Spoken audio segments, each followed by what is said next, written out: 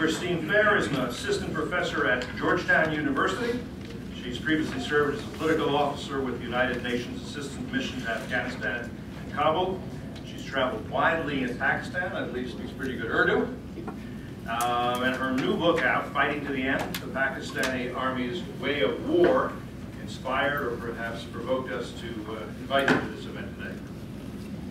Hussein Haqqani served as Pakistan's ambassador to the United States during a not uninteresting period in our bilateral relations. I think it is fair to say he brought enormous creativity to his job. Diplomats sometimes strive to be boring. This was not true in his case. He's also the author of a book published about a year ago, I believe, called Magnificent Delusions, Pakistan, the United States, and an Epic History of Misunderstanding.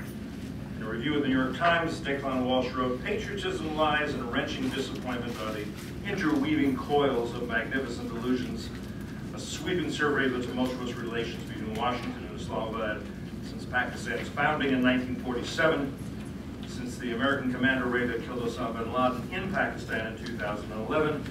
The alliance between the two countries has been sickly, with a racing pulse but little heart. Mr. Haqqani's scholarly history suggests that the condition is genetic, rooted in the very DNA of their relationship." David Gartenstein-Ross is a senior fellow here at FDD. He has researched and written extensively on Pakistan and Afghanistan, among other places. As those of you who have attended events here at FDD in the past know, we take a Socratic approach. Our view is that anything written is best read in a quiet study, lips not moving except to have perhaps to sip brandy or scotch. Which reminds me, we should congratulate the people of Scotland, not necessarily on their decision, but for having made it in a way that was peaceful, that involved no bombs going off and no heads separated from torsos. But I digress. The way this works, I'm going to ask questions. I hope I'm going to stimulate some conversation and some debate, maybe some argumentation among our panel, and then I'll ask you to ask some questions as well. So you just signal me quietly, let me know, and then wait till the microphone gets to you, and then ask a question of your own choosing. Also identify yourself. If you've got a cell phone, it's good if you would put that on buzz or vibrate or something. So, Professor Fair, let me begin with you. In your book, you talk about the need to contain the threats that emanate from Pakistan, if not Pakistan itself. What are those threats? Boy, they're really numerous. I see that the Pakistan embassy has someone here, so I hope he takes notes and conveys them very carefully. Maybe he'll even un-PNG me. So I think... Put that microphone a little closer to you. Everybody can hear okay, or is it a little harder? I want to check. Do I need to repeat myself? Because I can. All right. No, I think that the biggest problem with Pakistan is that it's a revisionist state. And it's revisionist in the classical sense of revisionism, in the sense that it wants to modify the territorial borders with India, specifically with respect to Kashmir. But it's also revisionist in another sense, and that is that India is the ascending power, not only in South Asia, but beyond South Asia, and in some contexts, it's very much a global power. And Pakistan really sees itself as being unfairly treated, as being second to India. It's very common to hear Pakistani security elites in particular saying, you know, we are India's equal, we're going to be treated as such. Now, these policies or these preferences would not be so problematic if it weren't for two issues. And that is that the way in which Pakistan has tried to resist India's rise and has tried to change the territorial order in India has largely been through what I call in the book the use of jihad under its expanding nuclear umbrella. And I detail this in two chapters in particular. Pakistan's use of non-state actors is not new. It doesn't date to 1990. It actually goes back to 1947. So this has been something that Pakistan has been doing for a very long time. The dangerousness and the brazenness and the impunity with which it has used these non-state actors, and you might call them insurgents, Islamist militants, or terrorists, depending upon your analytical optic and the particular conflict in question. The brazenness with which it's been using these actors corresponds with the expansion of Pakistan's nuclear umbrella. And as I detail in the book, this doesn't begin again in 1990 as Shumik Ganguly or Paul Kapoor would begin the story. It actually begins with Zulfikar Ali Bhutto in the 60s. And so by the time he's ousted, Pakistan is on the verge of having a crude nuclear weapon that it can oust from the back of a large aircraft in extremis. And so by 1980, Pakistan is essentially, for all intents and purposes, a breakout nuclear power. And when you read Pakistan's literature, defense literature, it's aware of that. And in fact, the US Central Intelligence Agency and others are also aware of that. Thus the need for the Preston Amendment in the mid-80s to allow us to continue arming Pakistan while we know it's proliferating. So this is essentially the problem with Pakistan, is that it uses terrorism to achieve its principal objectives. And it does so with increasing impunity because of its nuclear weapons program. And because of the nuclear weapons program, Pakistan has considerable leeway in coercing India because they increase the cost of any sort of Indian response to a terrorist outrage in India, but they also coerce us, both to get the Americans to intervene into a conflict cycle, but also to ensure that we don't leave and take our checkbook with us. So I think the biggest challenge, both for the Indians as well as for the Americans, is to find some way of extracting ourselves from this coercion loop that the Pakistanis have crocheted so delicately. Thank you. Ambassador Khani, in 2013, you wrote to Professor Fair and said you had pursued a political solution whereby Pakistan secured nuclear legitimacy in return for shutting down jihad, but you found no interest from the Pakistani army, the ISI, the Inter-Services Intelligence Agency, or the U.S. administration. Why would there not be some interest, at least on the part of the U.S. administration? Well, the U.S. administration, of course, at that time thought that it was not a workable solution, and so therefore nobody took interest. They were focused on other things. There's a pattern to U.S.-Pakistan relations, which I have documented in my book, Magnificent Illusions. The American assumption always is that Pakistan's need for American aid outweighs other Pakistani considerations, and therefore only the singular use of the aid leverage will be enough to change Pakistani policies. That has not worked. It has never happened. The Americans assumed that giving Pakistan military assistance would make them make peace with India, because that was America's early objective, that if we can have both India and India and Pakistan working together with the United States during the Cold War, that would be to the advantage of the Western world. Pakistan offered itself as an ally, but India did not. And in the end, the weapons that America had provided ended up being used by Pakistan against India and against its own people in 1971 in Bangladesh. So it didn't really help Pakistan, but it also didn't help the US in changing Pakistan's outlook and policy. Then a second round happened under Ziaul Haq, when you visited for the first time. There was an assumption in Washington that the Mujahideen were fighting America's war. They were not fighting America's war. They were partly fighting America's war against the Soviets, but they were also Pakistan's instruments of influence in Afghanistan, which Pakistan saw as its Lebensraum, and thought that, if Afghanistan can fall under Pakistani influence, then we can make sure that it will not be under Indian influence. It was a kind of a zero-sum game from the Pakistani point of view. The Americans did not fully understand at that time. Then, during that period, Pakistan's advancements in its nuclear technology were actually ignored by certain members of the US administration, some of them taking a rather cynical view that even if they get nukes, those nukes will not threaten the United States. They're only a regional theater thing with India. We'll see it when it comes, not realizing what Pakistan was intending. So when we proposed that if Pakistan and the United States could have a civil nuclear deal, like India's, but part of a more comprehensive arrangement in which Pakistan totally got out of the jihad business, became a more normal state, which is something I'll come to in just a second, then the assumption here was, yeah, but how much aid would it take to get them there? It wasn't like thinking about a comprehensive set of policies, because there has been a very narrow perception of Pakistan, especially in the State Department. The tendency in the DoD always is, I have had this conversation with many American generals. They always kind of say, I talk to a Pakistani general, soldier to soldier, and I say, sir, here's the difference. You are a soldier. The Pakistani general is both a soldier and a politician. You would never think of taking part in you taking over the White House just because you disagreed with the policies of a president.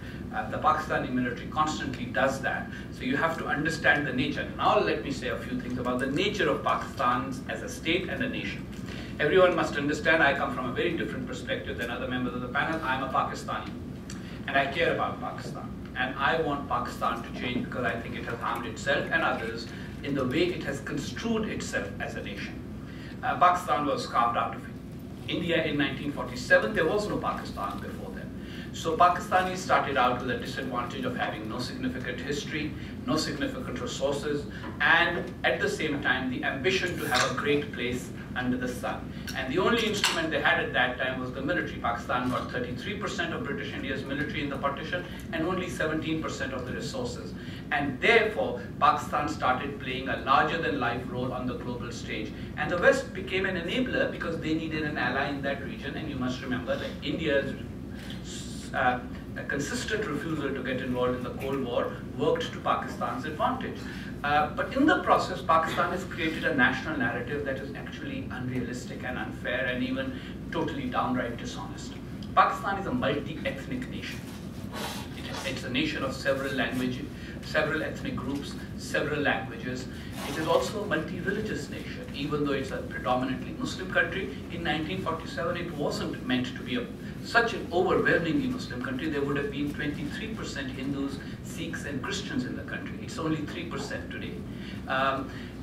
The definition of Pakistan purely in religious terms, on the one hand, justified the pushing out of the non-Muslims. And on the other hand, it also created a debate about who is a good Muslim or not a good Muslim, which resulted in 1974 in the exclusion of the Ahmadis from the list of Muslims. And nowadays, there's a huge campaign against the Shias. Only yesterday, a Muslim scholar at my alma mater, at the University of Karachi, where unfortunately you were the victim of a shoe-throwing incident. In my days, we didn't throw shoes. We only asked harsh questions and occasionally shouted at speakers when we weren't happy with them.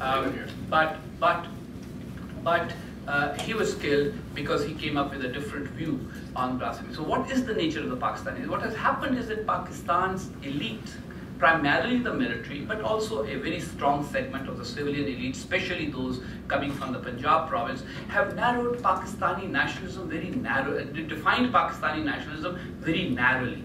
You have to have one particular interpretation of the history of how Pakistan was created, one particular interpretation of why Pakistan was created, one particular interpretation of what would be the political system there, one particular interpretation of what relationship is possible with India, which is none, one interpretation of how important Kashmir is to Pakistan, and that just propounds a worldview that is not really rooted in realpolitik.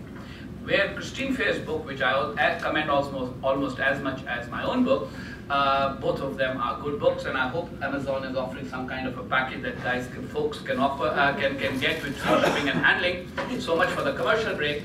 But in her book, she points out that the real problem in Pakistan is that the Pakistani military has a ideological and not a national security seeking approach, which people don't always understand in Washington, D.C. There's a kind of ideology of Pakistan. It's called ideology of Pakistan. It's taught in schools as ideology of Pakistan. And it basically is based on the notion that Pakistan was created because Hindus and Muslims are naturally incompatible, notwithstanding the fact that they lived together for several centuries and that a large number still lives in India, almost as large as the population of Pakistan. Then that Islam is what created Pakistan, not acknowledging that in 1971 the majority of Pakistan's population voted to become Bangladesh and declared itself a secular state outside of Pakistan.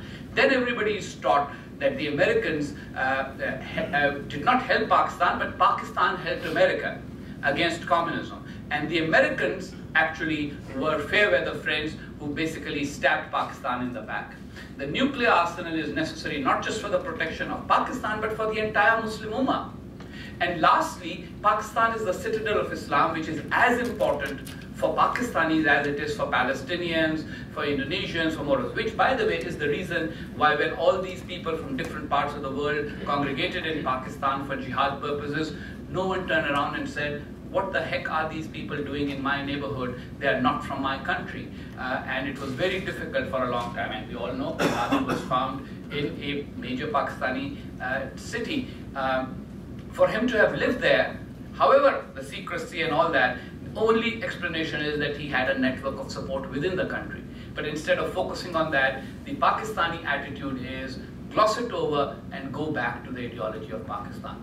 So this was the long answer. The short answer to your question of why the approach to try and reconfigure Pakistan's overall attitude and foreign policy was not, did not find takers in the military and the ISI, and why the administration, the Obama administration, didn't find it productive. The answer is, on the Pakistani side, it was ideology. On the American side, it was lethargy. I mean, very frankly, as far as I can see with hindsight, this administration has not been that keen on embracing any ideas on foreign policy, let alone new ones. Before I go to Debbie, let me follow up on one thing that you mentioned. The ideology of, you mentioned the ideology of Pakistan, which I think we should explore in greater depth. You mentioned the fact that Osama bin Laden had safe haven in Pakistan, probably known to some people within at high levels. Would you say the ideology of Osama bin Laden is at least compatible with the ideology of Pakistan? Well, look, first of all, let me say that as a Pakistani, I want Pakistan to get past ideology. I mean, 180 million people should not be prisoners to the ideology of a small elite, let alone people from Sindh, Balochistan, Pashtunkhwa, who speak a different language, whose attitudes to religion are very different, that they should be held hostage by only radical Islamists from one province, primarily ideologically one province. That said, I personally am not 100% sure whether Osama bin Laden's presence in Pakistan had the sanction at the highest levels of Pakistan. I don't think. I mean, I don't know. My only question is, why didn't we fully investigate it? Which basically means that there's a kind of a lackadaisical attitude to those things. So my answer would be, Osama bin Laden's ideology has components that appeal to the sentiment in Pakistan, because the overall sentiment is all about Islam. Overall sentiment is all about, we have to get even with the West. Overall sentiment is all about reviving Islamic glory.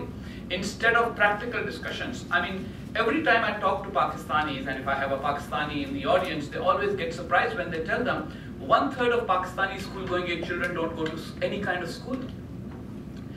In 1947, what is today India had a literacy rate of 18%, what is today Pakistan had a literacy rate of 16%, 2% difference.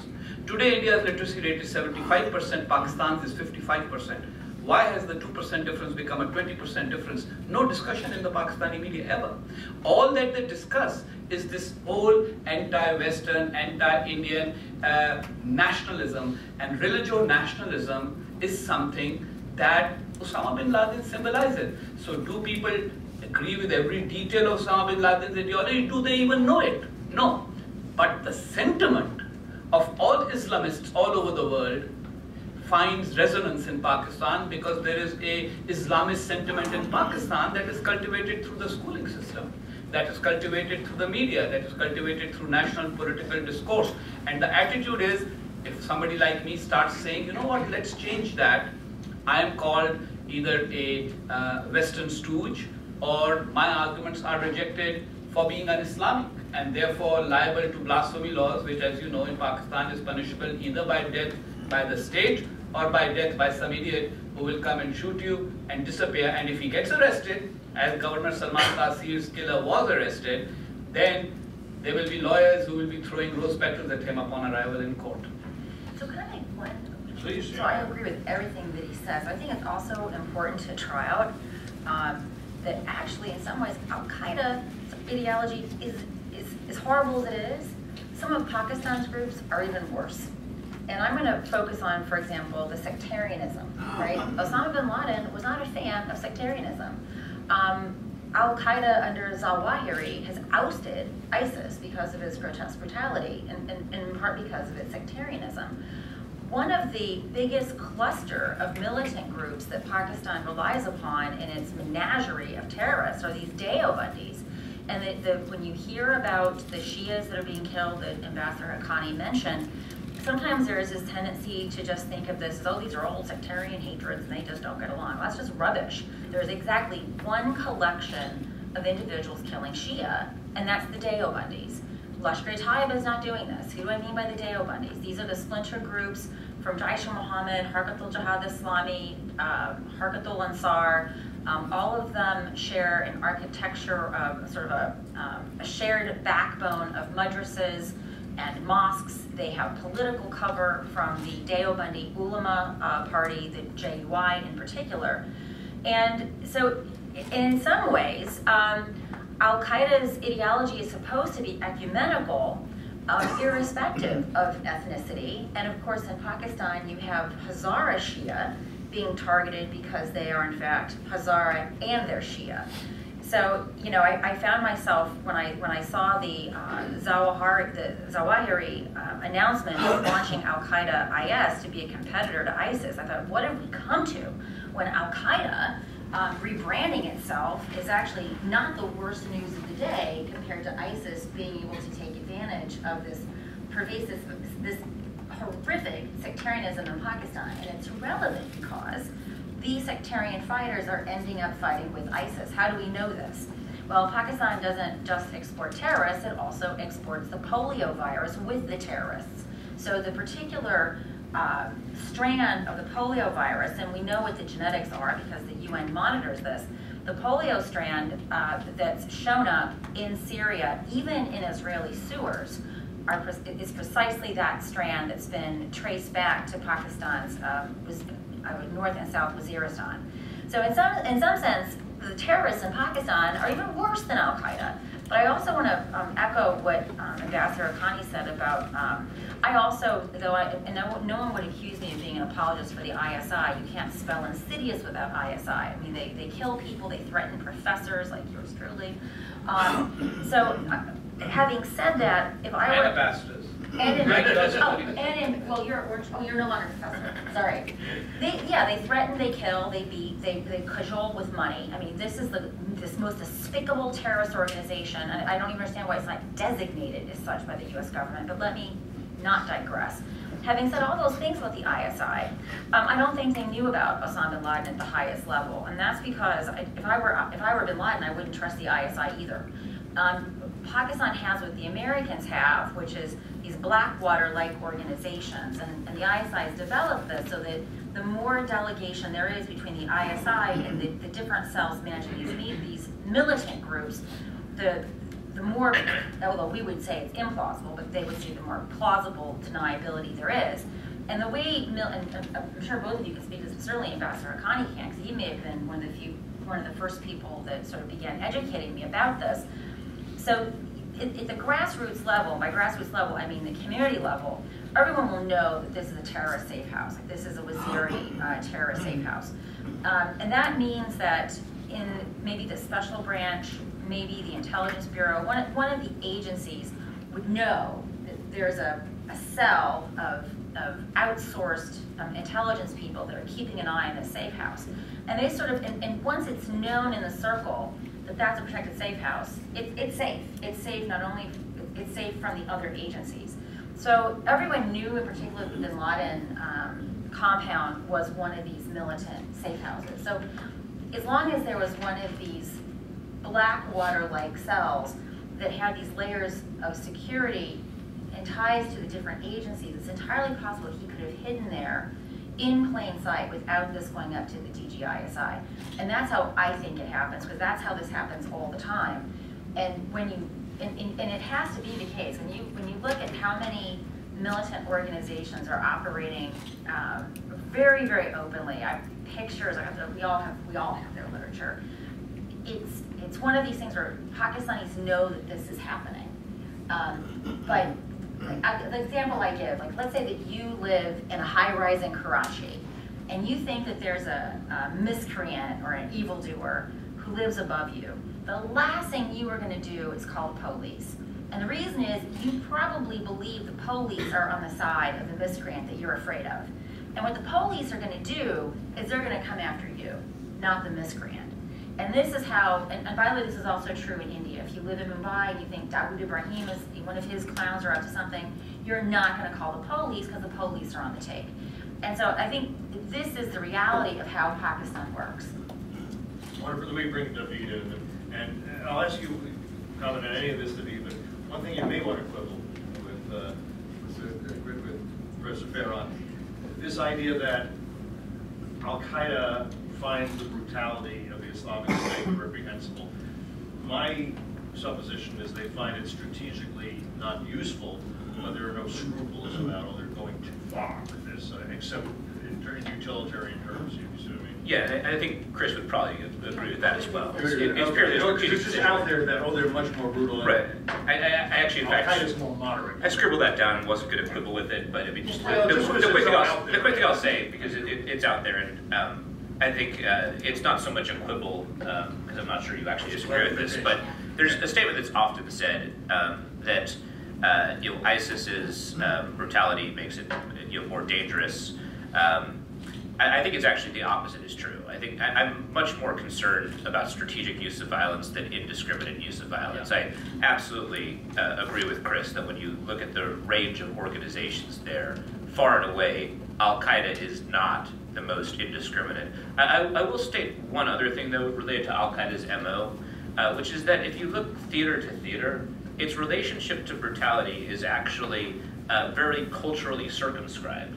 It has much more of a tolerance for brutality in Somalia or in its inroads to Nigeria than it does, for example, in Iraq or Syria, based upon the way that they think it'll play. And so I think there is a chance that with Al-Qaeda's new branch that it will actually end up being more sectarian in that area, just based on the kinds of relationships. But that remains to be seen. Thus far, the distinction that you draw in terms of relationship to sectarianism, I think, is absolutely correct for Al-Qaeda in general. Talk a little bit, perhaps to follow up on that, about Al-Qaeda's new branch offices and franchises in the subcontinent. I think this is an extraordinarily important development. And let me say, this is an area where part of where I'm coming from on these issues relates to debates that are occurring within my field, where there's this, I would describe the way the field is situated right now as being substantially shifted, especially within the public sphere, more so than within government, towards the Al-Qaeda declinist perspective. It's a perspective that I do not share. And so when AQIS, Al-Qaeda in the Indian subcontinent, which is based not only in Pakistan, but also India, Bangladesh, and Burma, which for some rather obvious reasons, militants want a foothold in. When it was announced, the conventional wisdom tended to be this was simply propaganda on the part of Zawahiri that was designed to catch up with ISIS. I disagreed with that at the time. I said that the timing may well have been influenced by ISIS, but that the announcements itself and the building of AQIS probably was not. Subsequently, just this week, Matthew Olson, who runs NCTC, said that his analysts agree with that assessment. He said this in open testimony, talking about how this had been several years in the planning, which is exactly what Zawahiri said when it was announced. Now, there have been two major incidents that have already been linked to AQIS. They haven't gotten enough attention. One of them is the assassination of a brigadier in Pakistan. The second one is a very little noticed attack that I think only one U.S. outlet has reported on, with a very good story in the Wall Street Journal. But you actually had members of AQIS, with inside assistance, storm a Pakistani Navy frigate. Now, the reason why the inside assistance is known is the way they were able to get on board. They looked the part. The reason why the guard who was there was able to recognize them was because they weren't carrying the right kind of arms. Other than that, they looked like they belonged. Now, what their plan was to capture the Navy frigate, fire on a U.S. vessel, and then you can imagine what would happen afterwards. This is a heavily armed frigate. And even if they only killed a few Americans, you would have created a major incident between the U.S. and Pakistan. Now, it's my view, and this isn't knowable, but it's my view that they only ended up claiming credit for this because of the fact that it was thwarted. And so it would have been linked back to them. I think right now, Al-Qaeda, in all of its branches, is actually laying a little bit low. And the reason why is because the U.S. is going after one of their enemies, ISIS. If you look at this from Al-Qaeda's perspective right now, what they would like to happen is for the U.S. to cut ISIS's leadership down to size. Now, I don't think they want ISIS as a whole to be cut down to size because they want to reabsorb ISIS. But one of the results of the fact that they don't want all of ISIS to be cut down to size is I actually think that the timeline for Al-Qaeda starting to re-engage is relatively short, and here's why.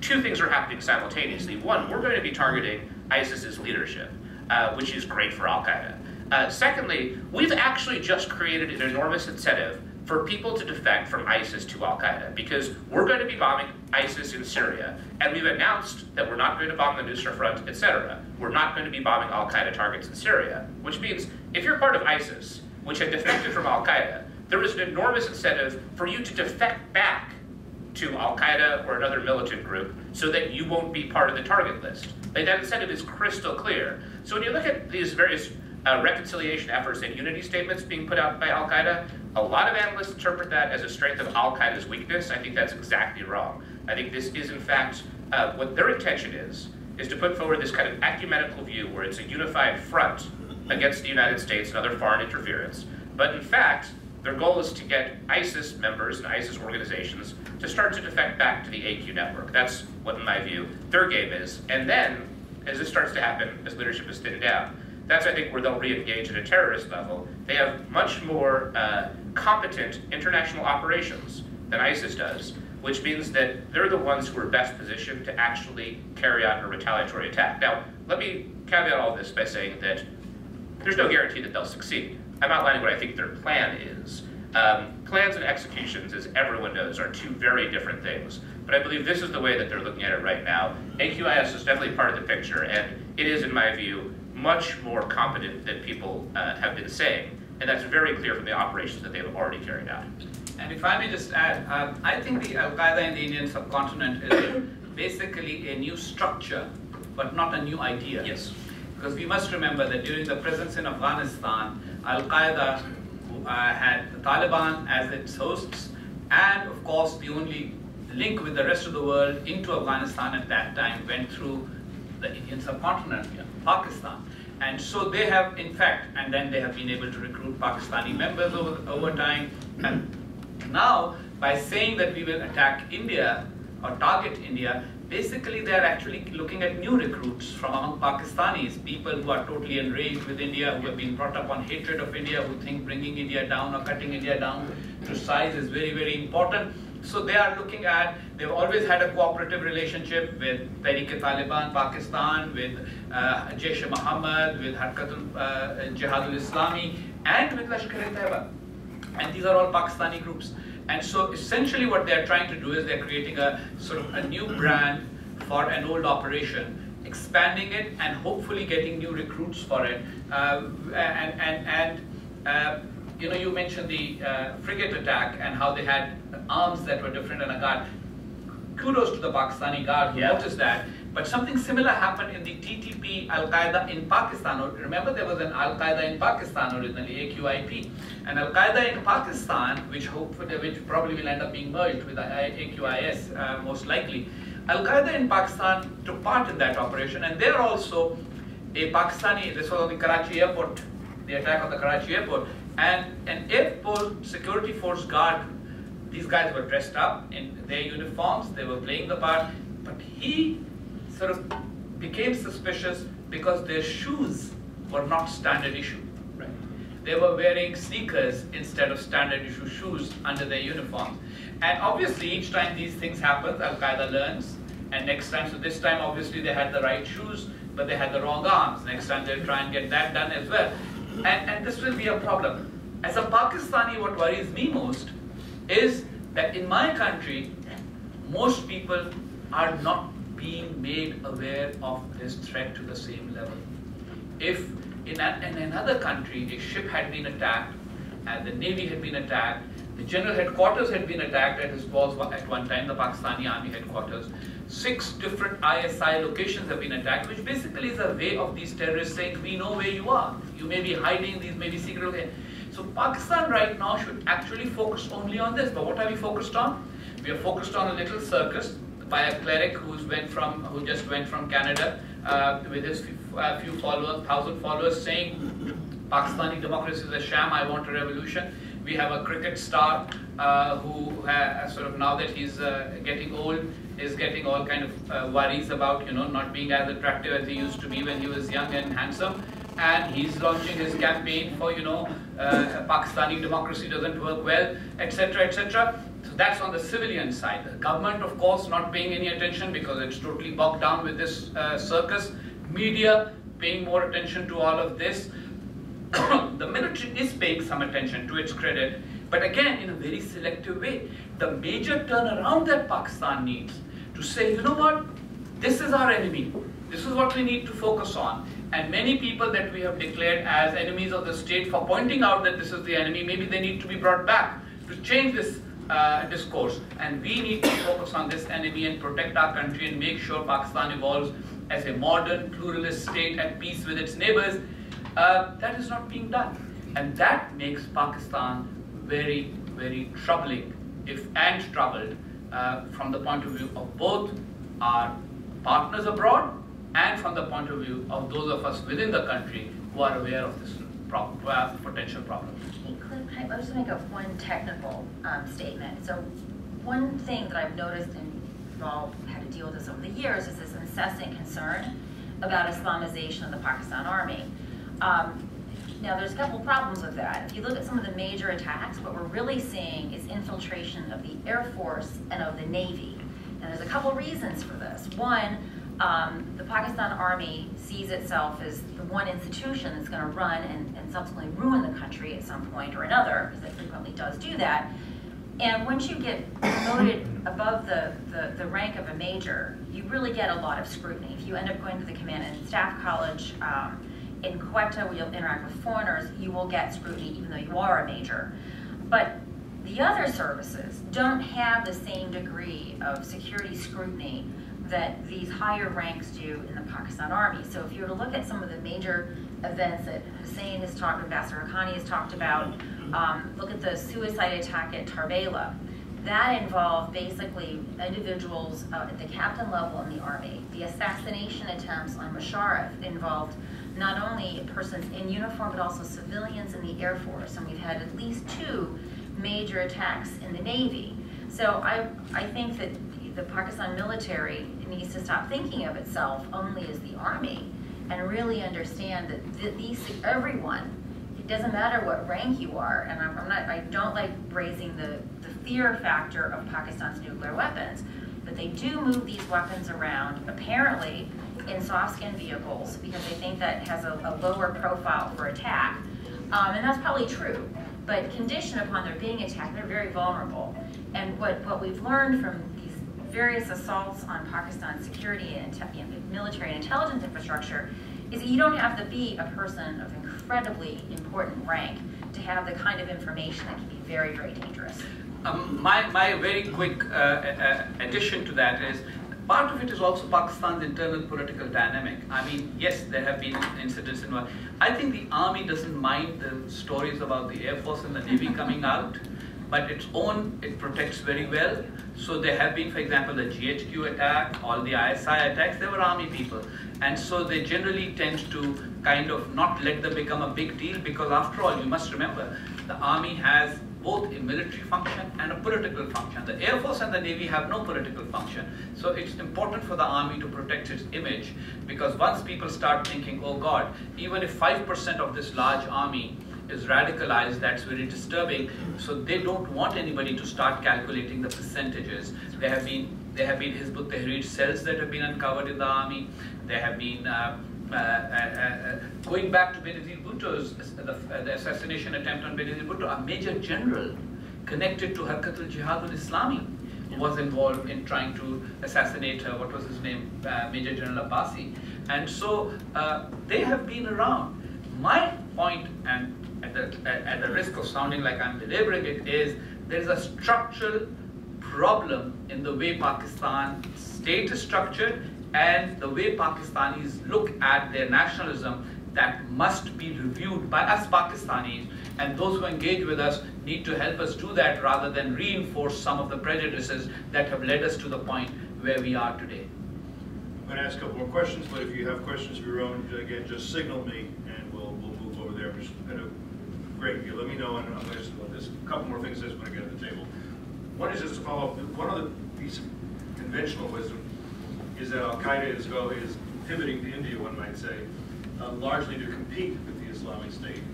Consistent with what David just said, it's, sorry about that, I turned this off. Consistent with what David has said, it may be rather different than that, that they want to stay out of the Middle East and they see a market opportunity elsewhere. So one, Chrissy, are the Indians prepared for such a thing? And two, how much help does Al-Qaeda get, not least from the Deobandis and from who I have heard, Arif Jamal talks about this, the Deobandis are moving in an Al-Qaeda direction. Their ideology, Islam theology, also is evolving in a different way, and they're becoming closer. You could just talk about that. Yeah, so very quickly, I mean, I agree with that, and that's in part because the Deobandis have been so long co-located with Al-Qaeda. I mean, remember the 1998 cruise missile attacks on Coast? We didn't get any high-value Al-Qaeda, but what we got were a bunch of Houthi dudes and possibly some ISI dudes, depending upon the account. So I remember when Hussein Haqqani and I would speak about this years ago, some of the early attacks, like for example, the attack on the U.S. consulate in Karachi, would be Al-Qaeda in imagination, but it would be executed by these Deobandis. So they've always been co-located. So this to me is not a surprise. Now I don't share the view actually that some have expressed that LET and Al-Qaeda are like this. They are parallel. They're very different, and that's because what LET doesn't want to give up is its most important asset, which is unfettered access to Pakistan and to Pakistanis. The LET has never, as a group, attacked anything in Pakistan. Now, individuals in these militant groups, and these are people who are violent, they have a taste for violence, and once trained, if they don't agree with the parameters the organization has been set in reference to the ISI, of course they can defect and go elsewhere. So I disagree with some of the people who see AQIS is competing principally for ISIS.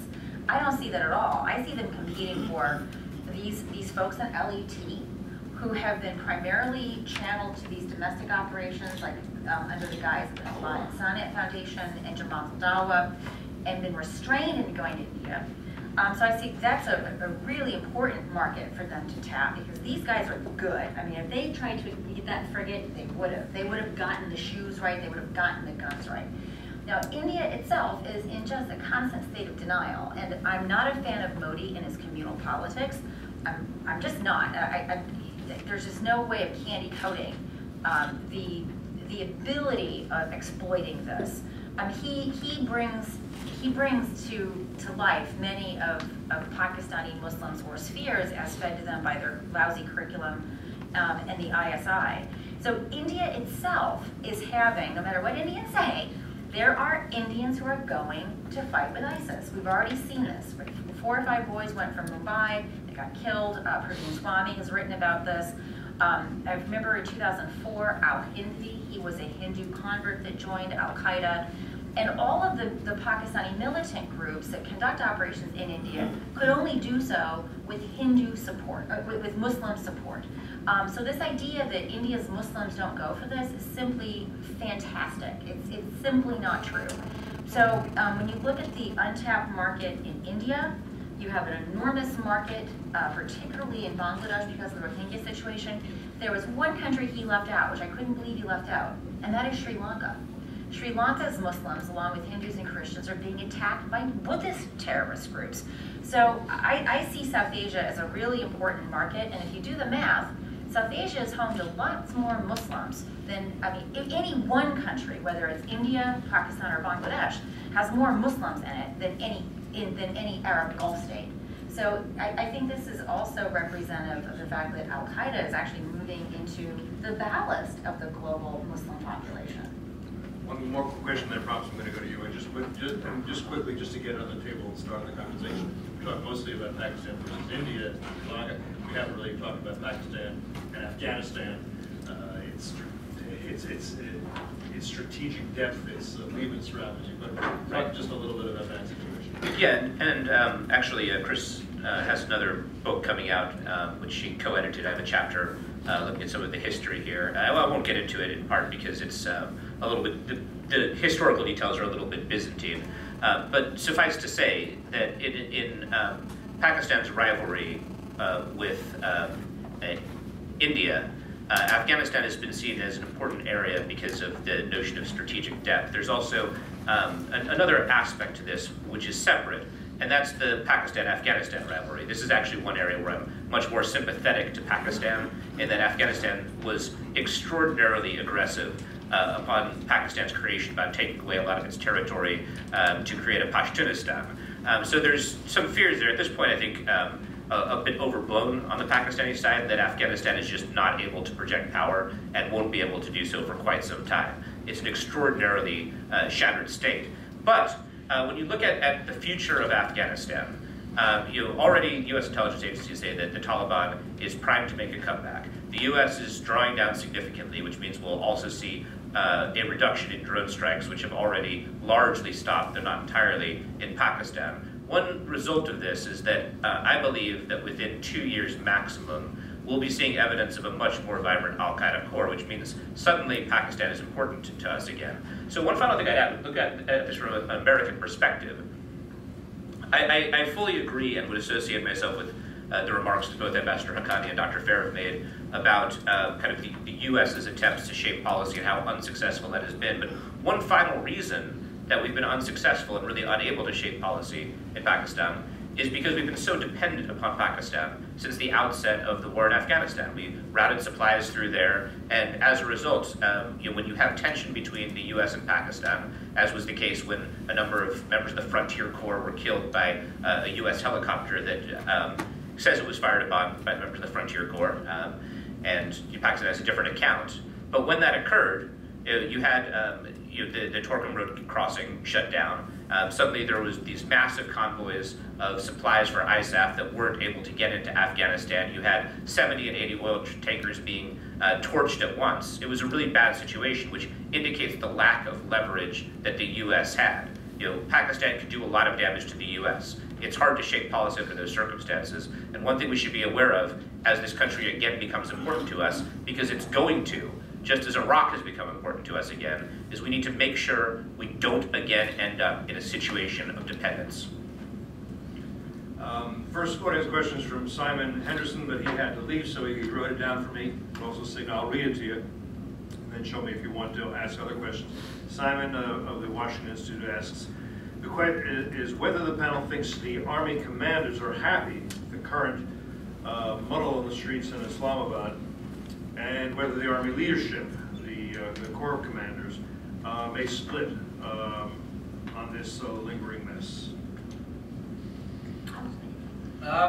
I personally think that the Army will eventually come up with a consensus position. So the split, they will debate, they always debate.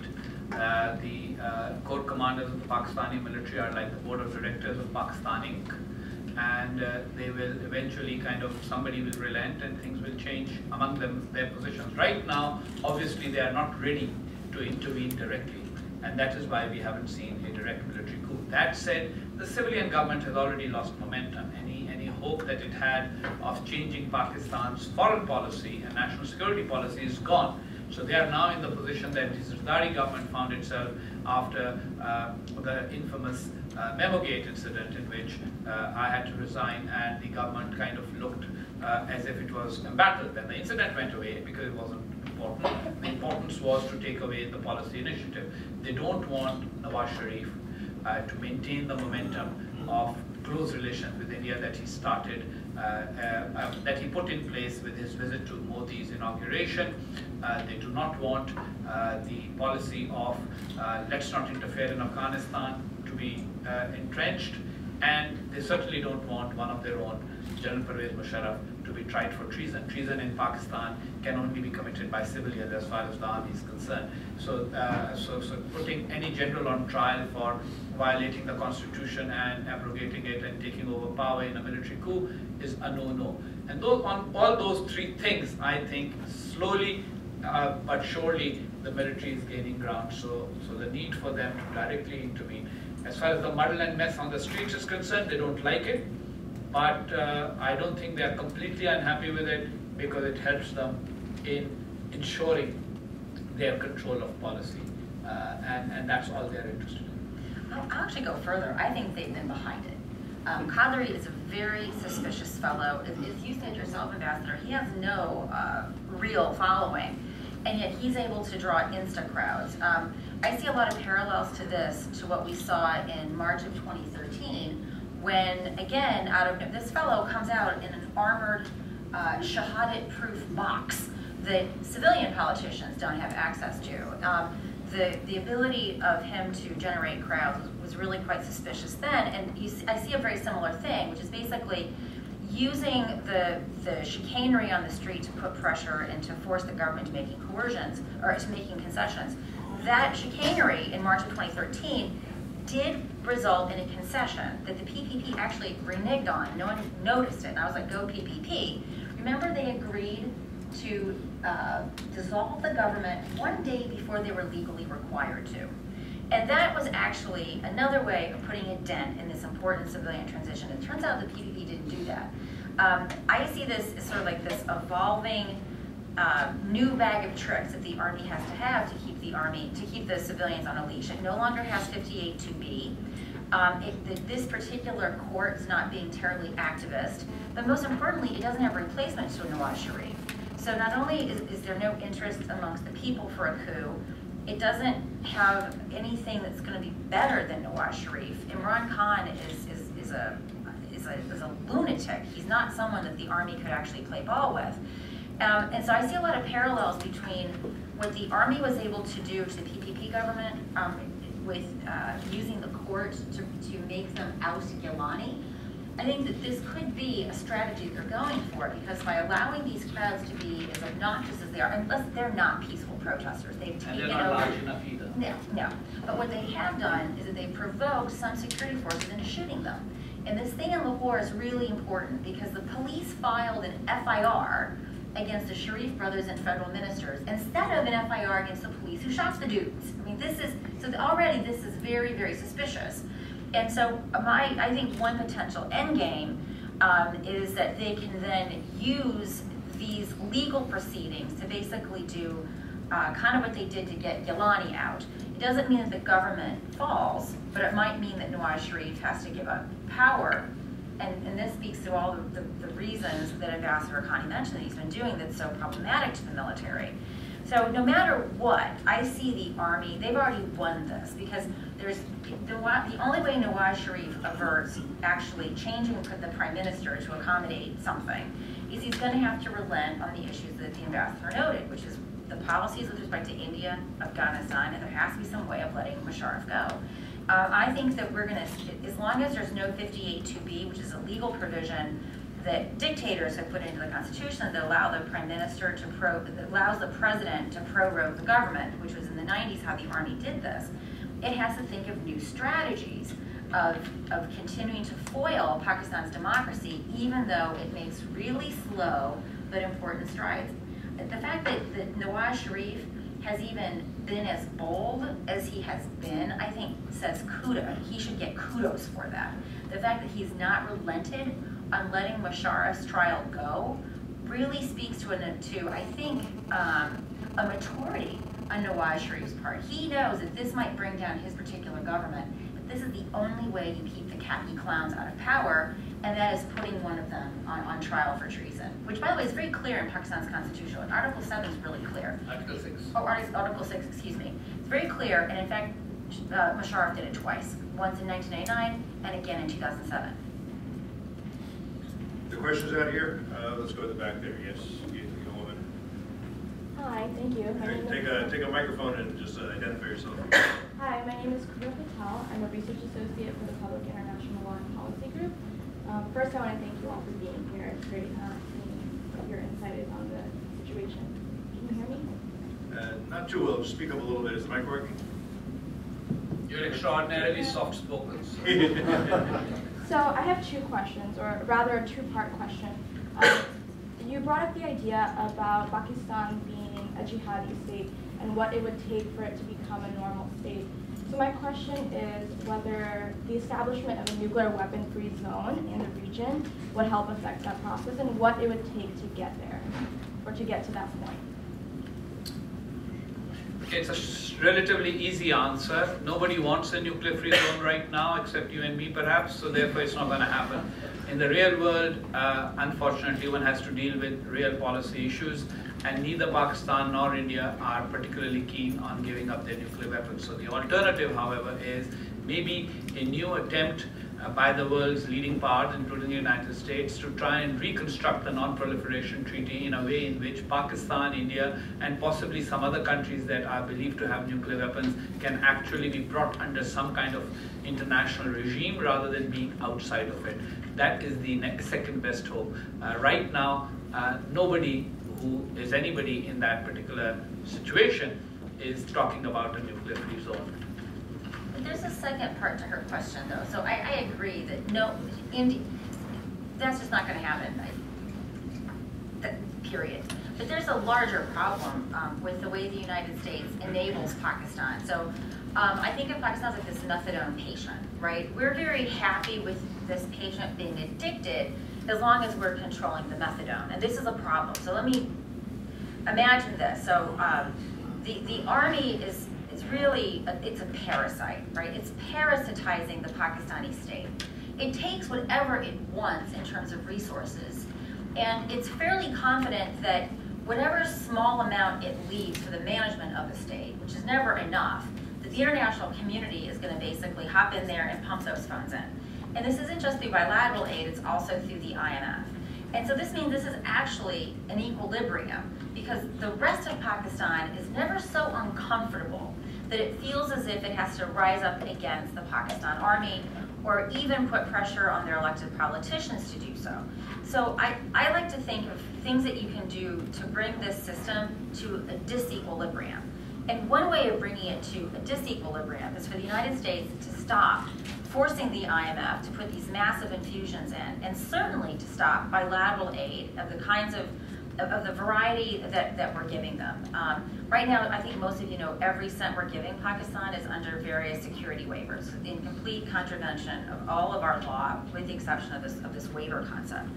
So if you were to cause Pakistan to have a real financial crisis, in other words, hold the state accountable for its malfeasance, you then open up this political space for different actors. Right now, we can't tell if the politicians want to do things differently, because for them to stay in power, they more or less have to acquiesce and tolerate the most irresponsible things that the army does. So we have no way of knowing if there is a better actor out there. But I'm pretty confident that we will never see the possibility of better governance and leadership in Pakistan until we bring this current situation into disequilibrium. And that will only happen by granting Pakistan the space to economically, I want to say economically fail, but I'm actually pretty sanguine that Pakistan won't fail. Pakistan has a resiliency that no one ever gives it credit for. And so I think it's actually not as risky as the people in the State Department will say. They'll say, well, no, Pakistan's too dangerous. We can't give that a chance. But that's the only way I think we're going to even create an opportunity space for a different kind of governance architecture to emerge, is by pulling the methadone. Yes, the gentleman right there in the Yes, my name is David Katz. Question about, from? I formerly with the State Department. Very good. And spent lots of time in Afghanistan. This man knows what he's talking about. Get him in Helmand. It's the real deal. But I'm going to ask a question about Pakistan, which I know much less. About the AQIS ideology. In the past, when before this AQ manifestation arose, the justification for what was being done in India, I believe there was an organization that was nominally called something about the Deccan Plateau, a notion that somehow reestablishing Islamic domination in India, which historically was the case. What is the ideology, how attractive is the ideology that AQIS is promoting in terms of Pakistan and Pakistan's notion of, the Pakistani people's notion of a grievance with regards to the division in 47, and also in that regard, how much does AQIS tap into what the sentiments are with respect to Kashmir? It could benefit from sentiments on Kashmir. It could benefit from sentiments about the whole lead up to partition, etc. But the fact of the matter is, we must understand AQ by definition is pan-Islamic. It's global. Its worldview is that there has to be a caliphate or a global Islamic state. So therefore, I don't think that AQIS will have a different ideology. It will only appeal to those people who already feel aggrieved, who feel that the Muslim world needs to take steps to try and A, bring the West ascendancy down, and B, liberate everywhere where Muslims ever ruled to form a unified Muslim state. Right. Does everybody agree on that? Or you want to add? I agree that it wouldn't have a different ideology, but I think it may have a different focus. Yeah. From one region to another, the focus of Al-Qaeda and Al-Qaeda linked groups tends to be a little bit different. So, for example, in Somalia, Al-Shabaab, which is pan-Islamic, also has embedded within its thinking the idea of a greater Somalia. They're not consistent ideological platforms. Like a greater Somalia would be nationalist, but given Somalia's specific history and the diffusion of ethnic Somalis into Kenya, Ethiopia, and Djibouti, this is something that has a lot of resonance within that community. So for AQIS, I fully agree with Ambassador Haqqani. It's not going to have a different ideology. I think its focus, though, will be in terms of what it focuses its operations on, what appears in its propaganda, will be a more localized focus. I mean, just to hop on what you saw in Zawahiri's speech, I think that we would all agree what Al-Qaeda says it is, which is pan-Islamic, Caliphate, etc. But that's not the ideology that was articulated in Zawahiri's speech. He was very clear that prior to the Kuffar army taking over the land and splitting up this Muslim regime, that South Asia was under Muslim control. And so when I looked at the speech, what struck me just from sort of analyzing the text is that he was sort of juxtaposing ISIS's fixation on Syria and Iraq with this more, this nearer idea of recuperating your political Muslim past. And to me, I think that you sort of nailed it. No matter what Al-Qaeda Inc.'s larger global vision might be, the appeal to South Asia's Muslim. And by the way, you see this in so much of the jihadi literature coming out of Pakistan. They'll frequently refer to battles that took place between Muslim conquerors and vanquished Hindu king foes. This is the language in any event that Pakistan's militant groups throw up.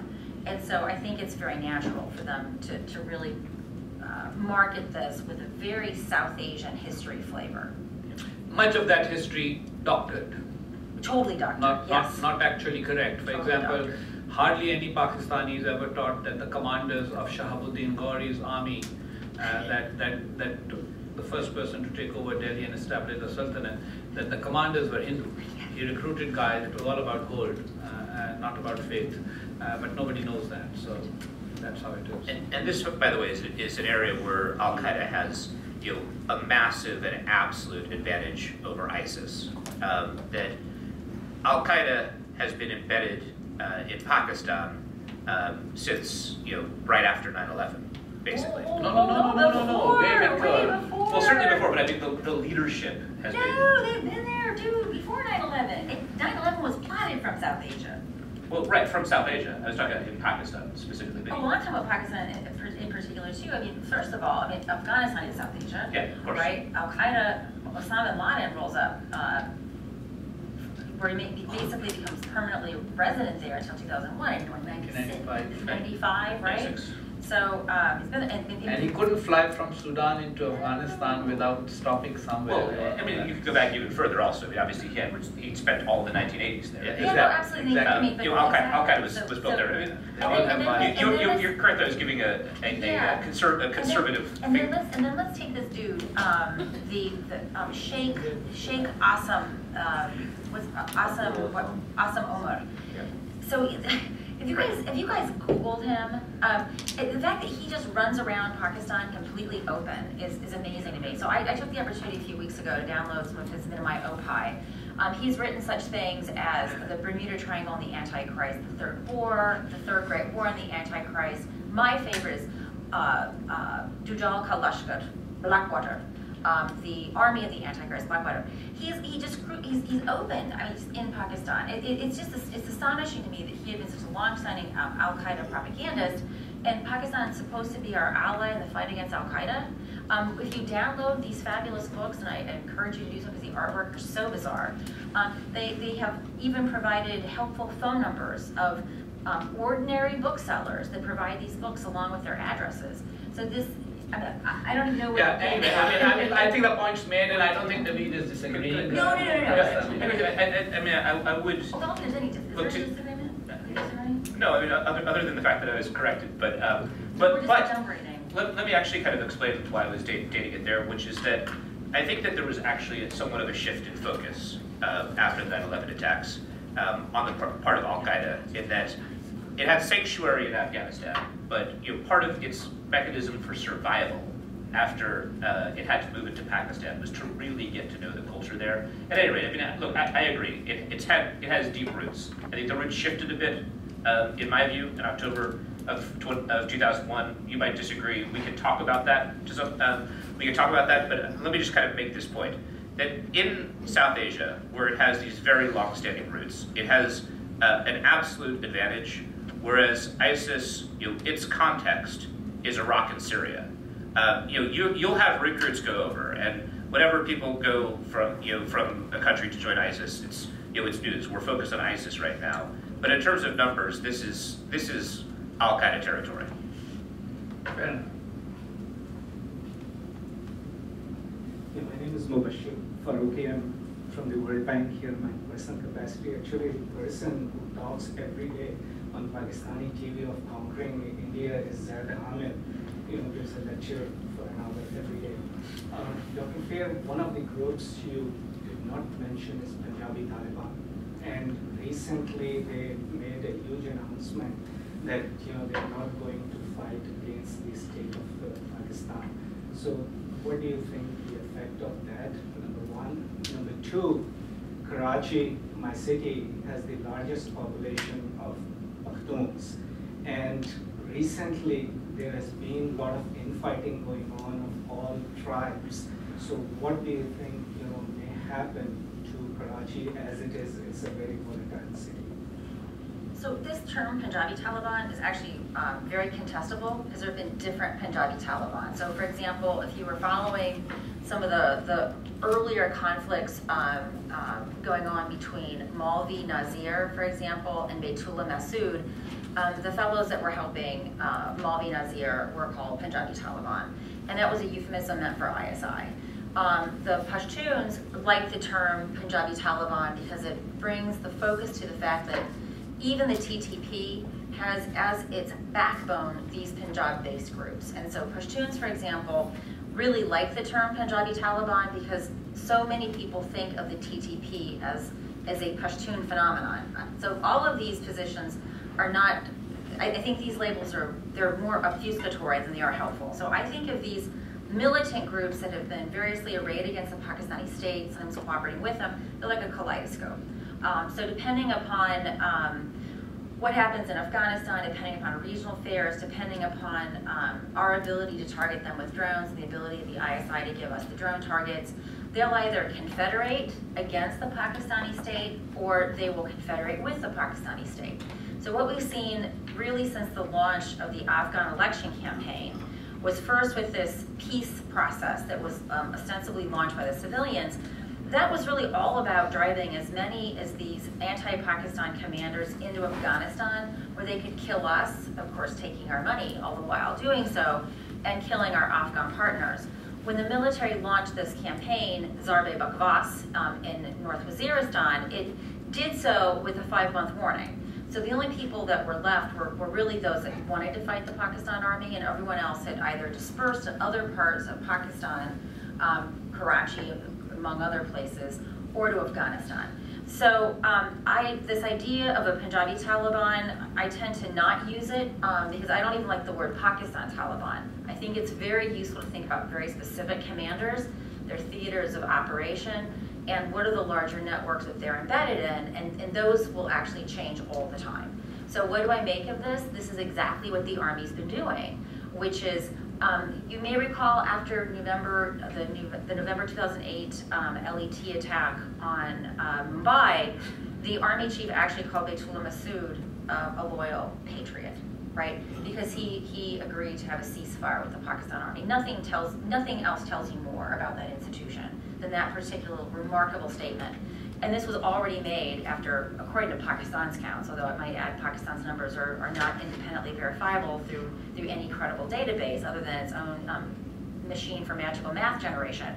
But even according to its own numbers, this was after 3,000 Pak mil had been killed.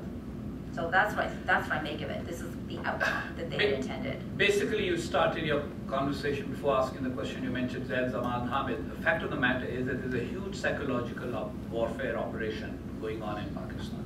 Mr. Hamid is part of that, keep the anti-Indianism alive, but also keep sort of a different kind of perspective, because with the civilian government, now you have two different sort of pulls in Pakistan. The civilians are pulling in a slightly different direction with all their flaws and their weaknesses, and the military still wants to pull in a different direction.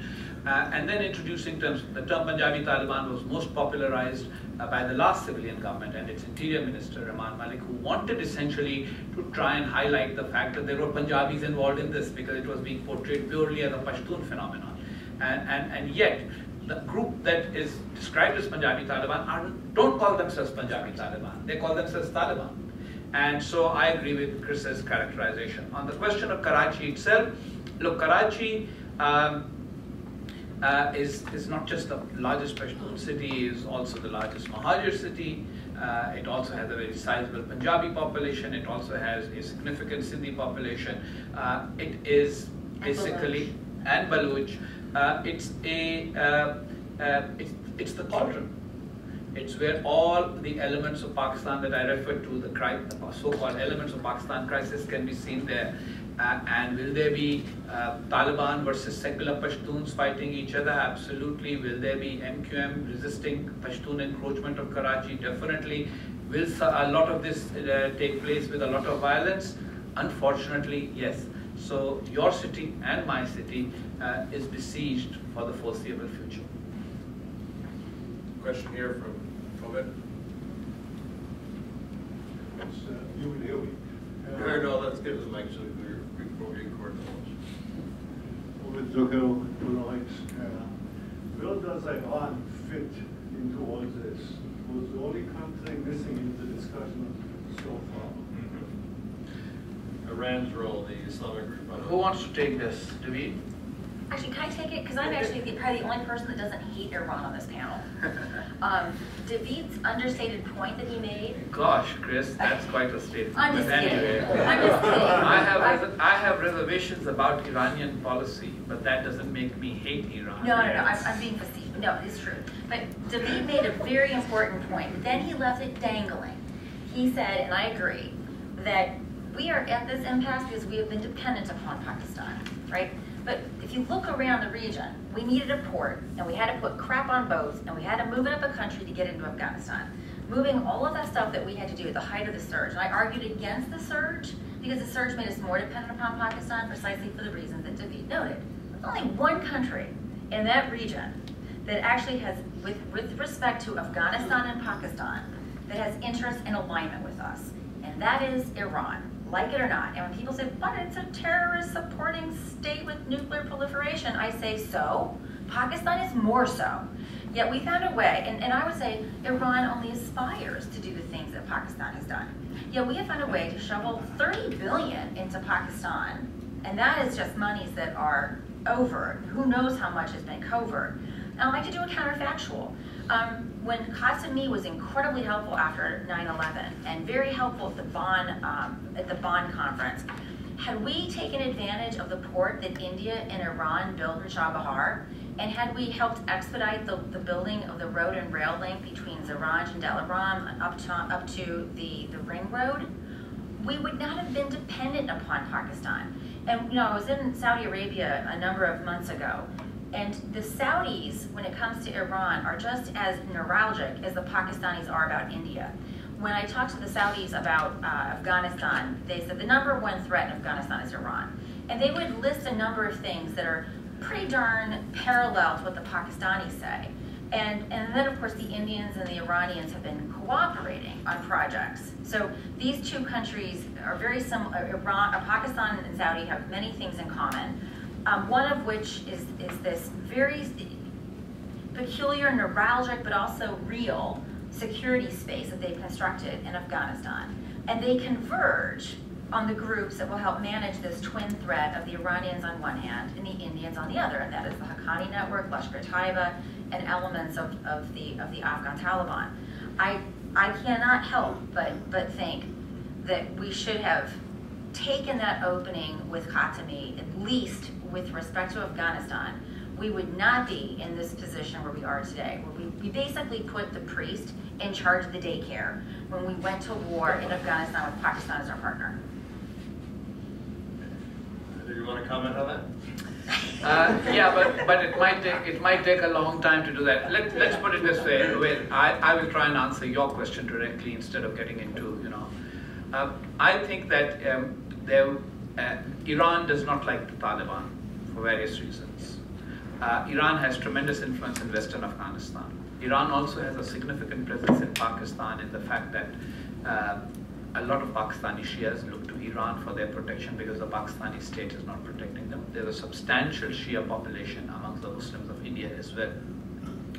So in some ways, from the point of view of, if you want to create a simple paradigm, Al-Qaeda will, especially the sectarian elements of Al-Qaeda and the terrorist groups, will face resistance from Iran and Iran-supported elements.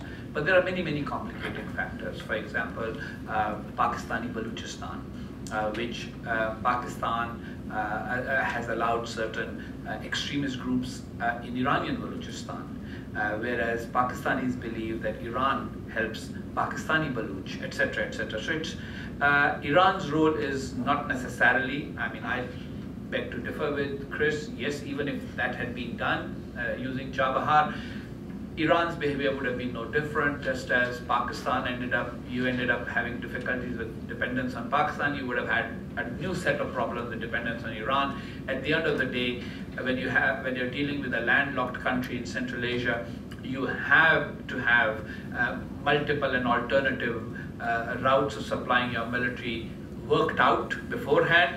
And secondly, you need to teach your soldiers to eat local tomatoes instead of canned meals. I mean, everything doesn't have to go from America. You know, this is where you make a big mistake when you get into a war like that. You know, you have this total dependence because you supply everything from here. I mean, as if Afghan salt and Pakistani salt is not good enough. It has to be Morton salt in the same can that the boys are used to. That's not the way most nations in history have fought distant wars. So, but that said, the one thing I don't agree with is the idea of swapping dependence on Pakistan for swapping dependence on Iran. This is a bad neighborhood. Everybody has their problems. You can actually have a little bit. Unfortunately, you don't have it, but you should have the dexterity and the ability to move and basically know where you can take some advantage from one without being dependent on the other, without trusting them, take an advantage from the other without depending on them, without trusting them. You are not able to do that, or at least the United States generally hasn't been able to do that. So therefore, I would suggest that while tackling the Pakistani problem, don't end up creating an Iran problem for Afghanistan and yourselves. You know, I'll say very briefly that there's kind of two very interesting histories that haven't yet been written. One, and I think Chris did a very good job alluding to some of the dynamics, is the history of the ISI's role in supporting jihadist militancy. There's a lot of complexity involved in it, in part because of these complexes of contractors that you talked about. At some point that history will be written and it'll be an important one. Another history is a history of Iran and Al-Qaeda during this period, because it's not an oppositional history. It's not a fully supportive history. It's a very complex history where the relationship has fluctuated, but you've certainly had a lot of periods of cooperation. The Iranian-backed Hezbollah organization helped Al-Qaeda to prepare for the 1998 East Africa embassy bombings. This is in the 9/11 Commission report. You also had an Iranian-based cadre of Al-Qaeda leadership, including Saif al-Adil, Suleiman Abu Ghaith. Now, they're said to be under house arrest. They do a lot of things that make them look more like guests, but neither are they completely free. So for the same kind of double games that Pakistan is criticized for, I don't think that dependence on Iran is a solution. I'm going to ask 2 additional questions that you can choose. We only have a few minutes remaining, like 5 minutes. 2 questions you can answer either or both or neither, including your remarks. One is, what are the, not so much a prediction, what is the most likely scenario for Afghanistan once the U.S. withdrawal is complete, and how big a role does Pakistan play? And the other question, again, you can answer these as you choose, is to what extent does this State Department, the current ambassador, understand what's going on and have any sense of what to do about it? My quick answer to the latter is that the American embassy, at least in Pakistan, is now shall we say, an embassy of very limited capacities. People go there for no more than a 1-year assignment, the ambassador possibly for 2, 3, but they seldom get out. The Pakistani government has restricted their movements considerably on grounds of security. In any case, they live on the camp, on the embassy compound, meet each other more. Islamabad is a seriously artificial city anyway, where the sort of discourse is very much shaped. People don't get an idea of what the rest of the country is thinking. It's always like a few drawing rooms in Islamabad. So it's not about the individuals, it's about the nature of the beast. And very frankly, anybody who's going to be there on a tour of duty in which they're going to be there for 1 year, they'll be unpacking for 3 months. They'll be packing for 3 months towards the end. They have 6 months. 6 months is not 6 months is a very good time to be a relatively leisurely tourist if you can go around, but you know, it's not enough to understand a country, and an American understanding of Pakistan has become relatively limited as time has gone by. They only read English newspapers. Pakistan English newspapers and Urdu newspapers are markedly different, and they're content. So that's the answer to the second one.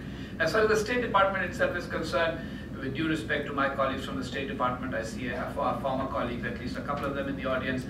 Here's the problem with the State Department. The State Department is more about careers than it's about like grand policy or anything. So nobody really pushes for big changes if they can help it. And they would rather have engagement without effect than finding what would be the best way of effective engagement. And then the political leaders always are the ones who actually shape the policy anyway. So if you have a president who's not particularly interested in changing policy towards a particular part of the world, then the State Department can't do much other than writing nice papers for him and his national security staff. If the national security staff is more interested in Chicago politics than they are in the rest of the world and can't place many of the places in the world on a map, then you have a serious problem. And that you can't completely blame on the poor State Department either. The first part of your question was the trajectory in Afghanistan. I actually am one of those who fears that Pakistan will make another attempt to try and gain control of Afghanistan, as they did in the 1990s after the collapse of the Soviet Union. The jihadis also, their narrative is also very simple. Their narrative is, we drove the Soviets out, now we've driven the Americans out. And very frankly, America has not thought of any sort of, shall we say, information operations or anything to try and reshape that narrative. So they will make a push. The positive side is, I think the Afghans are in a much better position this time. There is a Afghan army, there is Afghan police, there is a Afghan society that wants to fight back. Hundreds of thousands, millions of women who have learned about some freedom, they've got schools, etc., etc. They're not giving it up. So it's not going to be that easy. Plus, India is prepared to come in, which may be Pakistan's nightmare, but that's what happens with nightmares. You know, what you imagine during the day is what comes back to haunt you at night as nightmares. So Pakistan was imagining this, India was staying away, but now India is going to get sucked in. And my prediction is that just like another little country where you got involved and left, and then are thinking of now going back and ways in which it will not be construed as going back, you will have a similar situation with Afghanistan, unless the Afghan army gives the jihadis and the Pakistanis backing them such a bloody nose so quickly early in the game that they actually back off. Although Christine Fair's book, which I must plug once again, Art of Loyalty and Friendship, does point out that the Pakistani military does not change its policy even after it has failed. So this might be a slightly longer war than most people in Washington have bargained for. We before I go to the third question, but it's going to have a one-word answer. Should Americans be looking at Pakistan at this point as an ally and friend, as an enemy, or as we say here, as a frenemy? Actually, you should be looking at Pakistan as an issue that you need to deal with, instead of simplifying it and thinking of it as frenemy, friend, enemy. It's a complex problem to which you have contributed indirectly or directly, and for which you have, because of the people you have interacted with there, there's been a tendency to kind of downplay it. There's all kinds of elements there: economic failure, political failure, ethnic and regional conflict, religious and sectarian conflict, nukes, you name it, and it's there. And I commend to everyone to pick up a copy of my article, Pakistan #fail, that appeared in Foreign Policy recently, which might actually give you a much more detailed answer to this very question. Chris? Yeah, so I wanted to adumbrate what the ambassador said about the State Department. Yeah, put that in capital letters. There's a great report that the Asia Foundation did, spearheaded by Alexander Evans. And the basic problem is, in addition to what the ambassador said, this also produces over time selection effects. So this is not, we're not getting our A team in Pakistan, we're getting our D team, right? Because no one wants to go there, it's a hazard post. And yet this is perhaps one of the most important countries in the diplomatic portfolio, and we're just getting the wrong people. There's also a path dependency, and I'm going to put this back to the Bush administration, actually, and that was this idea of dehyphenization, or dehyphenation if you prefer. And that is that we could offer the Indians an Indo-US nuclear deal just at the time when we really needed Pakistan's cooperation. And obviously the nuclear deal was announced in 2005, but the rument about that was going on long before 2005. So I think if you were Musharraf, and we can debate when the U-turn on the U-turn took place, if there ever was a U-turn, but certainly that nuclear deal, if I had been Musharraf, I would have hardened my position and undermined with everything I had the US activities in Afghanistan, because one of the principal beneficiaries of this was the Indians. Under our security umbrella in Afghanistan, the Indians were able to reestablish themselves. And not just in a neuralgic way, but from Pakistan's point of view in a real way. Border Roads Organization, building the southern part of the Ring Road, these are all things that India knows full well, and most importantly, Afghans know full well, really discomfort the Pakistanis. And going to the point about the Indians going in, yeah, I think the Indians may very well go in. I'm actually pretty bullish on Ajit Doval as the NSA. He's a covert operator. My fear is that the Indians will do what the Indians always do. The Indians are very tepid. They want to be a world player, but they don't know how to act like one. They're going to send in just enough folks to really piss the Pakistanis off, but not anything that's going to deliver any sort of strategic effects. Going to the second question, everything that Ambassador Hussain Haqqani said I thoroughly agree with, but I want to bring your attention to one issue. It's the money. What we know from Najibullah is that he hung on as long as the money came. Long after the troops left, he could hang on if the money continued to come. A couple of questions linger about this. One, we don't have a president yet in Afghanistan, right? So this is, and by the way, I'm going to argue this has been a victory for Pakistan already, that we've had such a very long, drawn-out, unresolvable political contest in Afghanistan. But if the United States, and it will be principally us, to be completely blunt with you, we have built, and we should actually, because it's been the Americans that have built the largest Afghan government that's ever existed. It can't pay a fraction of its recurring costs. It's the biggest rentier state that's ever existed. We insisted on this enormous ANSF. We can debate whether it needed to be this big, given what the post-withdrawal threat environment would look like. But if we don't keep paying those bills, this very professional, for Afghan needs, ANSF, is going to very quickly degenerate into a complex of what they were before they were confederated into the ANSF, and that's a bunch of militias. Now this speaks to, again, what Ambassador Hussain Haqqani said.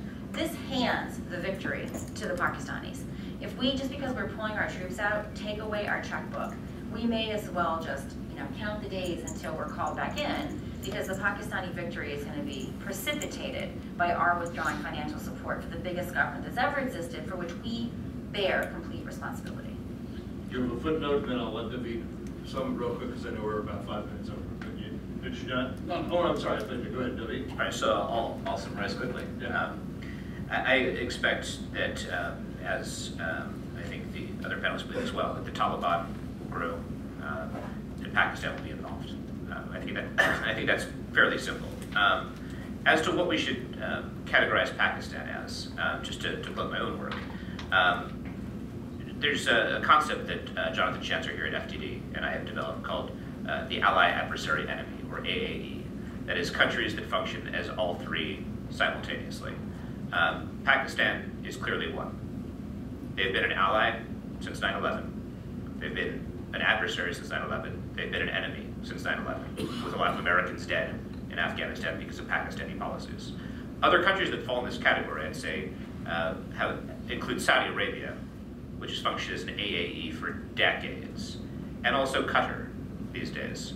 I think this is something we're going to see much more frequently moving forward, because even though we don't like dependence on other countries, in this world of globalization, resource scarcity, there's just going to be much more dependency on a wide variety of states that don't match our interests, in addition to the fact that the US is experiencing relative decline.